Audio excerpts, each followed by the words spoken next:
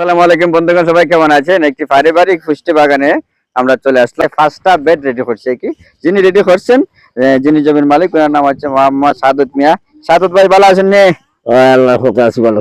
কেন কিটা ওই ঘাস পরিষ্কার করতেছেন, বেড কইরা দিছেন? ভাইয়া এই কয়টা বেড করছেন? পাঁচটা বেড করছেন।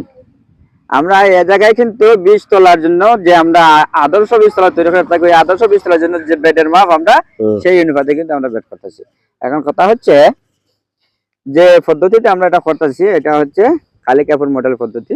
আমরা এই জায়গায় 5টা বেড আছে, 5টা বেডের মধ্যে 5 ধরনের সবজি বা শাক থাকবে, আর 3 দিকে মাছা থাকবে, সামন্দিক পরিষ্কার থাকবে।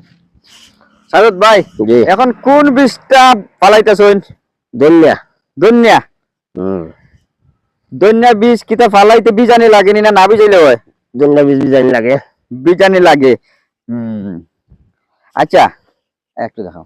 বীজগুলা লাল দেখা যাইতেছে, রং লাগান। হ্যাঁ, লাল দেখা যাচ্ছে, তার মানে এই বীজগুলা কিন্তু শোধন করা।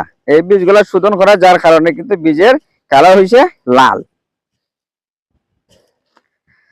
আমরা এই বেডে ধনিয়া, এর পাশের বেডে কি লাগবে? মূলা। বাকি 3 বেড খালি আজকে ফলাইব।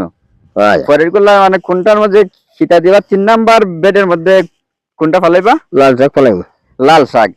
4 নাম্বারটায় লালটা দিব কেদা পুঁই শাক। আর 5 নাম্বারটা ও লাস্টেরটা পালং শাক নাই দাম যেমন। আচ্ছা, বুঝছি, মানে যেটা বিজাইছেন এটা জানি। দর্শক বৃন্দ, যদি আপনারা কালিকাপুর মডেল পদ্ধতিতে একটি সবজি বাগান আপনারা লাগাই রাখেন ঘরের আশেপাশে বা বাড়ির আশেপাশে বা বাড়ির খালি জায়গায় বা প্রতি জায়গায় যদি রাখেন, তাহলে আপনারা সারা বছর একটি পরিবারের ভরণ পোষণ চাইলে নিতে পারবেন। একটি বছরে যদি একটি ফ্যামিলিতে 6 জন লোক থাকে, সেই 6 জনের তরকারির যে চাহিদা আছে এই জায়গা থেকে কিন্তু মেটে যাবে। এটা কিন্তু পরীক্ষা করা এবং এটা হিসাব করা একটা জিনিস।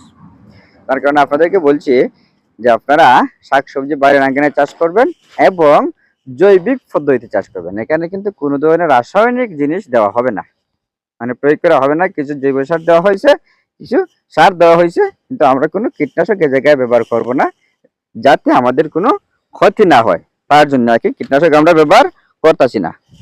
সাজত ভাই, এই যে ধনিয়ার যে বীজটা বপন করতেছেন, এটা অঙ্কুর হইতে কয়দিন লাগবো? 2 একের ভিতরে হয়ে যাবে না আরো লেট হইব?